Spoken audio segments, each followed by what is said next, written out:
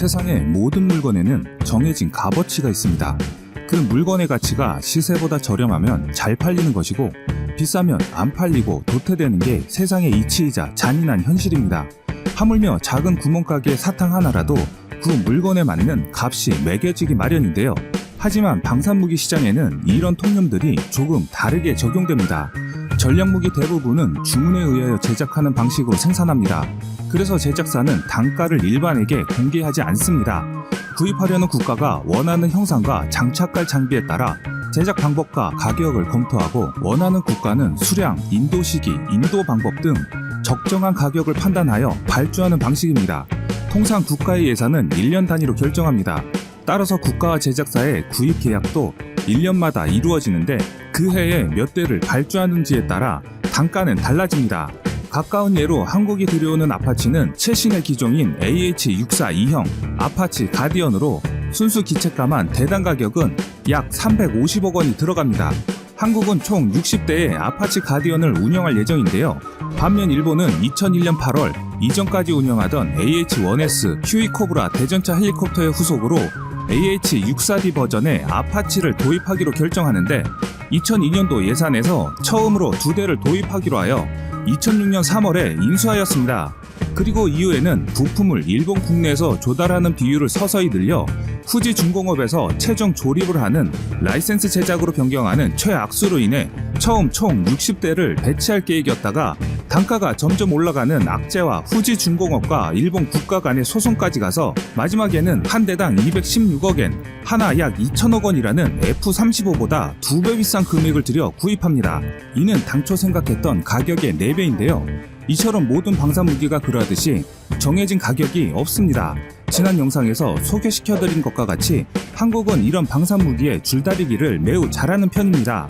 또한 첨단무기부터 재래식 무기까지 개발 기술도 점점 고도화되고 세계에서 인정받는 방산무기도 늘어나고 있는 실정입니다.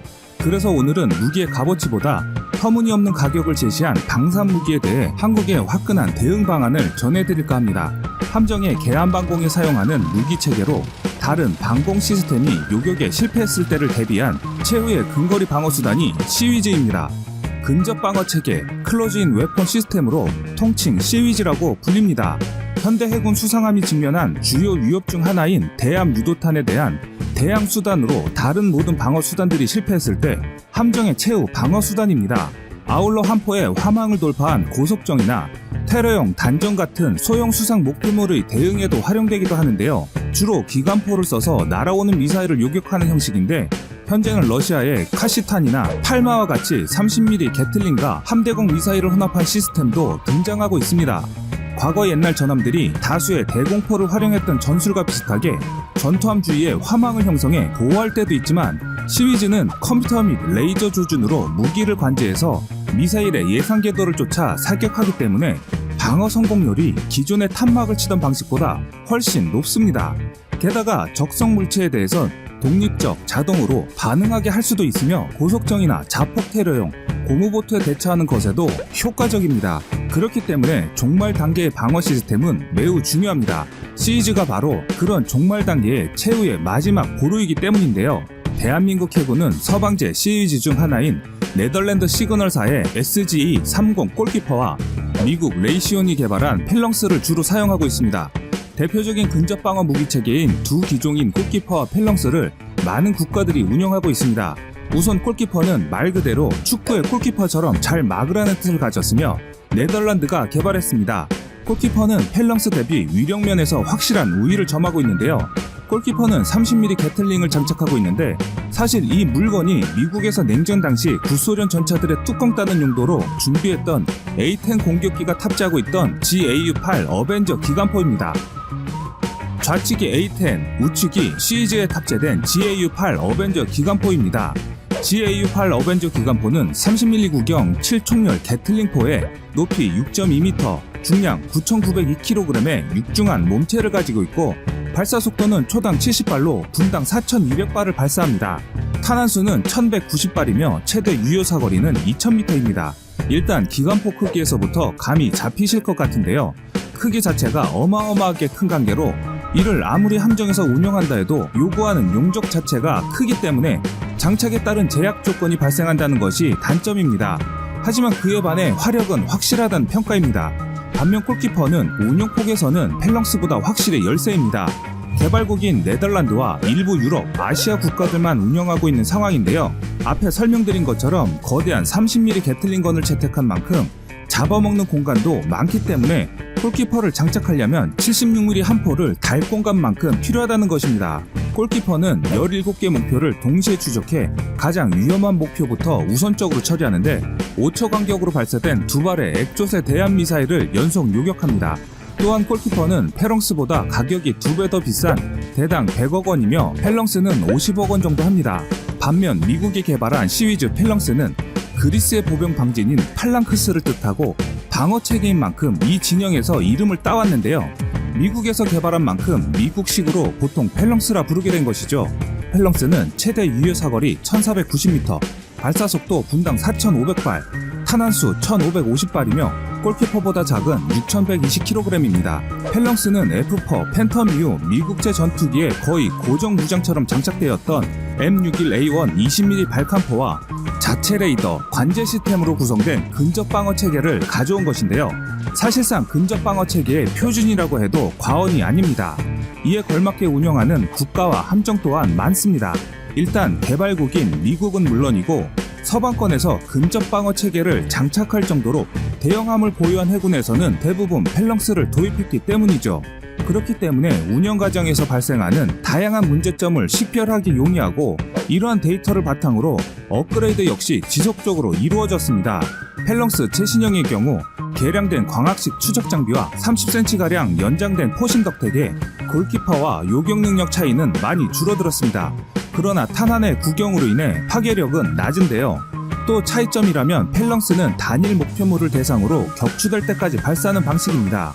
펠렁스는 탄약통이 일체화되어 있어 갑판 위에 올려놓고 나사만 조이면 설치가 끝나지만 골키퍼는 갑판의 내부를 따고 탄약고 공간을 만들어야 설치할 수 있습니다. 앞서 설명드린 골키퍼의 단점이 공간을 차지해도 너무 많이 차지하지만 이 단점을 강력한 화력이 덮고 있는 실정입니다. 과거 서방 국가들은 기존의 기관포형 시위즈만으로는 러시아의 대한미사일을 쉽게 방어할 수 없다고 생각했습니다. 때문에 대한미사일에 대응되는 체계로 소형 유도미사일 개발이 시작되었고 이 신무기 체계는 1987년에야 생산이 결정되었습니다. 1992년 들어서 림 116A를 완성하게 되었는데요. 2000년대에 들어서면서 개량된 21연장의 림 116B 블럭 1이 나왔는데 적외선 유도를 채용하여 레이더 전파를 발산하지 않는 물체에 대해서도 대응이 가능하다고 알려졌습니다. 독일, 한국, 미국, 터키, 그리스 해군 등에서 채용되고 있습니다. 하지만 림 116A의 단점도 존재하는데요. 21발을 쏘고 나면 다음 요격 방어까지 시간적인 갭이 발생이 되고 시위즈보다 상대적으로 운용비가 비쌉니다. 그래서 현재는 종말 방어 체계로 쓰이는 시위즈와 림 116A 또는 B가 동시에 운영하는 것이 현재 함선에선 가장 효과적이고 최적화된 무기로 알려져 있습니다. 그래서인지 그만큼 수요도 높습니다. 한국은 이런 시스템을 전량 수입해오기 때문에 많은 비용을 들여 사용해오고 있는데요. 문제는 이 다음 발생하게 된 것입니다.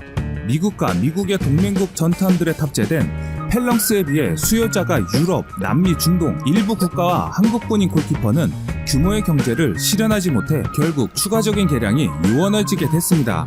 반면 경쟁자인 펠렁스는 지속적인 개량을 거듭해 약점이었던 대전자전과 위력면에서 골키퍼에 상당히 근접했고 초음속 대함미사일에 대한 대응 능력은 골키퍼를 넘어서는 수준까지 도달했습니다. 이로 인해 골키퍼는 점점 도태되기 시작해서 단산에 이르기까지 합니다. 그런데 문제는 미국이 시위즈 시장이 미국의 독점 체계로 변하자 돌연 펠렁스의 가격을 점점 올리는 것이었습니다. 때문에 한국은 펠렁스 구입에 많은 고민을 하기 시작하는데요. 그런데 하늘이 도와서일까요? 이런 한국에 난처한 정보를 입수한 골키퍼 개발국인 네덜란드는 한국에게 골키퍼에 대한 기술 이전을 제시하게 됩니다. 골키퍼는 펠렁스에 비해 구경만 크다 뿐이지 계속해서 발전하는 대함미사일에 회피 기동과 기만 등에 매우 취약했습니다. 그렇기 때문에 골키퍼는 이대로 단종되는가 싶었는데 탈레스 네덜란드사에서 골키퍼의 개량 사업을 진행하는 것으로 방향을 틀었는데요. 이로 인해 주요 기술과 장비를 개량하면서 아이밴드 탐색 레이더, TV, 옵티컬 시스템에서 EO IR 센서 교체와 구동부 성능을 개량하고 파괴력을 높인 신형 탄약을 적용하는 등 업그레이드를 진행하게 된 것입니다. 이를 갖추게 되면 골키퍼가 펠렁스보다 요격 능력에서 훨씬 앞서게 됩니다. 이후 한국에서는 LIG 넥스원이 지난 2016년에 방사청과 창정비 계약을 체결했으며 지난해에는 원 제작사인 네덜란드 탈레스에 기술 인력을 파견해 정비 경험과 기술을 이전받아 2019년에는 LIG 넥스원이 해군의 골키퍼 창정비 설비를 구축 완료했습니다.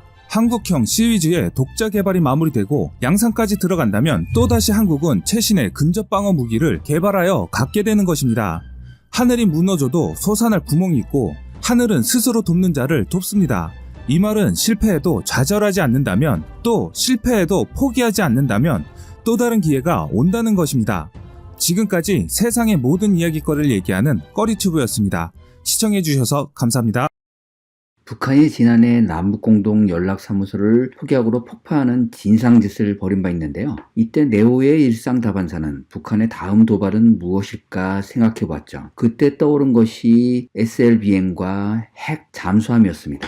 아니나 다를까 김정은은 연초 노동당 8차 대회에서 새로운 핵 잠수함 설계 연구가 끝나 최종 심사 단계에 있다고 언급하면서 한국군도 핵 잠수함을 보유해야 하는 것이 아닌가라는 논의가 본격적으로 수면 위로 떠올랐습니다. 국방부는 이에 대해 11일 해당 사안에 대한 추진 체계에 대해서는 아직 결정된 바가 없다며 한국군의 핵 추진 잠수함 건조 여부에 대해 기술 수준과 국방 재정 등을 종합적으로 검토해 추진돼야 할 사안이라는 원론적인 입장을 밝혔는데요. 현재 기준으로 전략적으로는 경항모보다 중요하며 한국이 보유한 가장 비밀스럽고 강력한 전략 무기인 도산 안창호함이 다양한 수상 및 수중 항해 테스트를 성공적으로 진행하고 있는 가운데 반가운 소식이 전해지고 있습니다. 바로 잠수함 발사 탄도미사일 SLBM 시험이 임박한 것으로 알려지고 있습니다. 이미 2018년 9월 15일 SLBM 지상 사출 시험은 완료한 바 있죠. 자, 시간을 2017년 7월로 돌려보겠습니다. 북한이 북극성 1호 SLBM 시험 발사에 이어 네 번째 핵실험까지 성공하자 한국도 언론을 통해 해군 참모총장이 장보고 3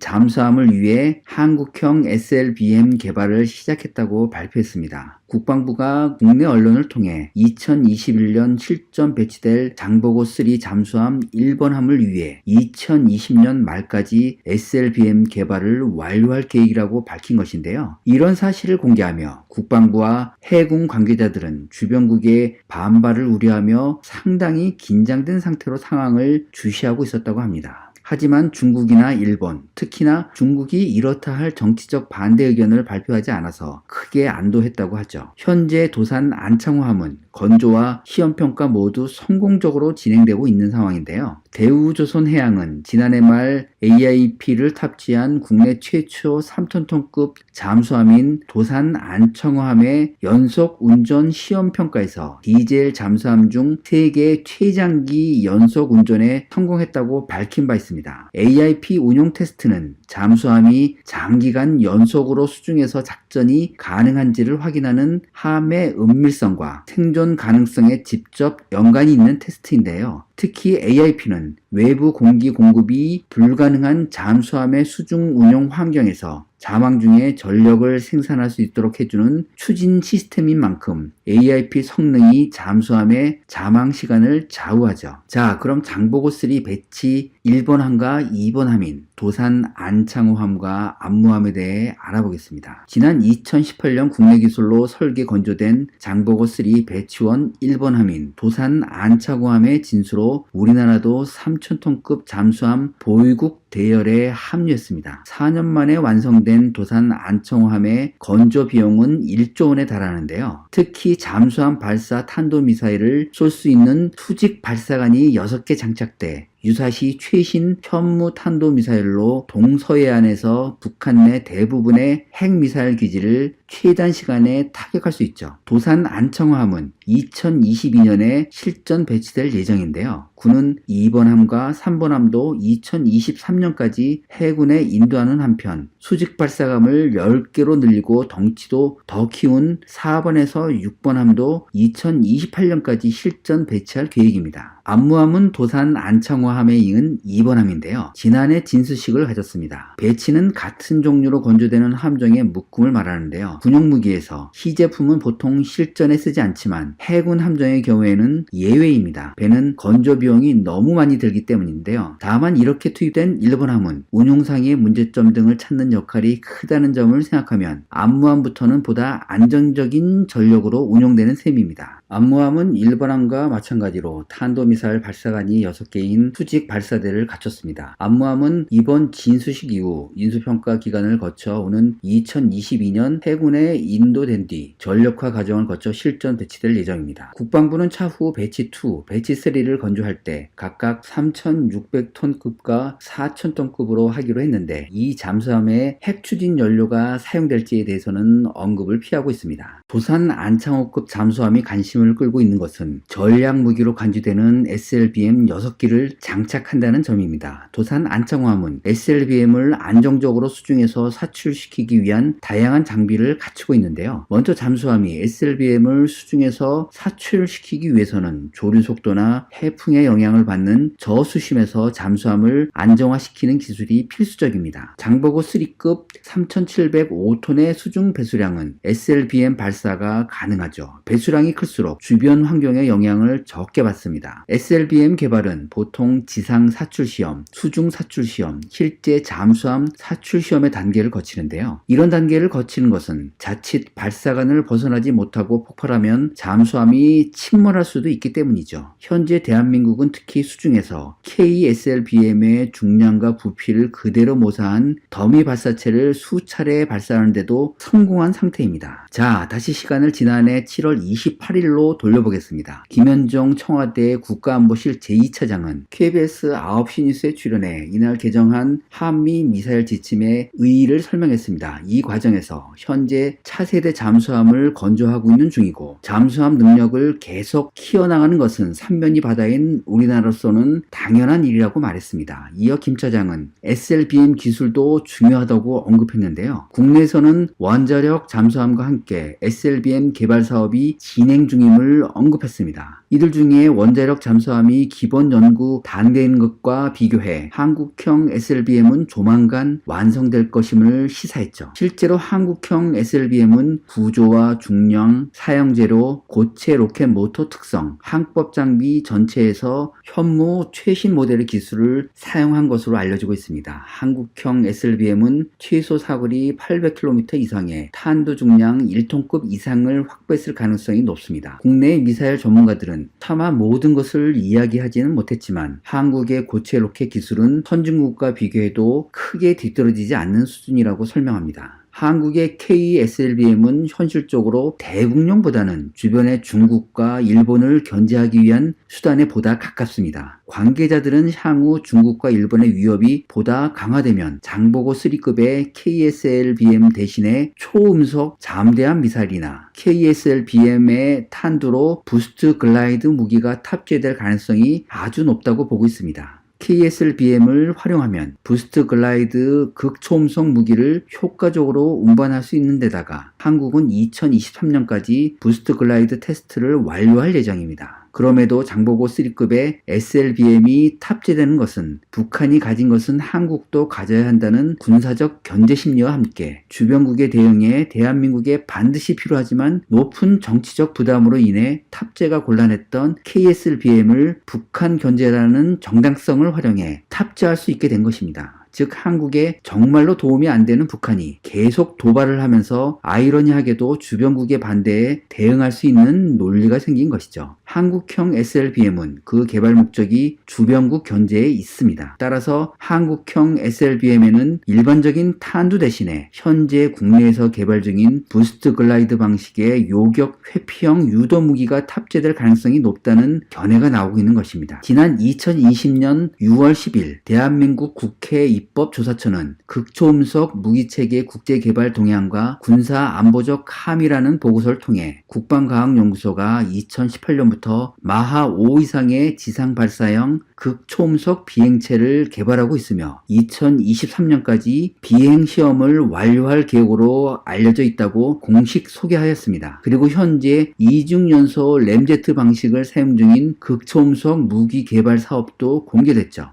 한국형 부스트 글라이더 체계가 2023년까지 개발이 완료되면 이어서 추가 개발 과정을 거쳐 궁극적으로 현무 2C나 현무 4, 한국형 KSLBM 등에 탑재될 수 있을 것입니다. 특히 장보고 3급 잠수함에서 발사되는 부스트 글라이더 무기는 현실적으로 요격이 불가능합니다. 그 이유는 베이징은 서해에서 겨우 100km 정도 떨어져 있고 일본 도쿄도 동해에서 겨우 200km 떨어져 있기 때문입니다. 물론 장보고 3급 잠수함이 적대국 해안선까지 접근하진 않겠지만 우수한 정숙성을 고려하면 양국 수도에서 500km 떨어진 해역에까지 접근해 부스트 글라이더 무기를 발사할 수 있죠. 바로 중국과 일본이 긴장하는 이유입니다. 사실 부스트 글라이드 무기가 고폭탄만 운영한다면 전략적 억제 능력이 없을 것입니다. 그러나 대한민국이 보관 중인 플루토늄 보유량이 톤 단위에 달하고 우라늄 재고량도 상업 발전 덕분에 수십 톤에 달합니다. 즉 수백에서 수천 발의 핵무기를 제조할 수 있는 양입니다. 한국이 마음만 먹으면 6개월 이내에 원자폭탄이 아닌 수소탄 제조가 가능하다고 얘기가 나오는 이유입니다. 현재 탄두 중량과 사거리 제한이 풀렸고 국내에서는 중량 2톤짜리 탄두를 갖춘 현무포가 개발되고 있습니다. 즉 한국은 중국이나 일본과의 갈등이 첨예화되면 6개월 이내에 핵무기와 이를 운반할 수 있는 극초음속 부스트 글라이드 체계를 배치할 수 있다는 것이죠. 특히 장보고 3급 같은 전략 잠수함은 적의 선제 공격에 노출되지 않기에 아주 강력한 전략적 억제력을 발휘할 수 있을 것입니다. 여기에다가 북한이 핵추진 잠수함을 개발 중이라고 공식 확인하면서 우리 군의 수건인 핵잠수함 도입 논의가 다시 급물살을 탈 전망입니다. 김정은의 말대로 기본 설계가 끝난 북한의 핵잠수함 건조까지는 3년에서 4년 정도가 소요될 것이기 때문에 우리도 핵잠수함 도입을 바로 추진해야 하는 이유이기도 합니다. 따라서 우리 군은 적의 잠수함 공격에 취약한 경항모 도입을 무리하게 추진하기보다는 핵추진 잠수함과 무인 잠수함 중심의 비대칭 전력을 확보하는 방향으로 일단 전략을 수정해야 한다는 주장에 힘이 실리고 있습니다.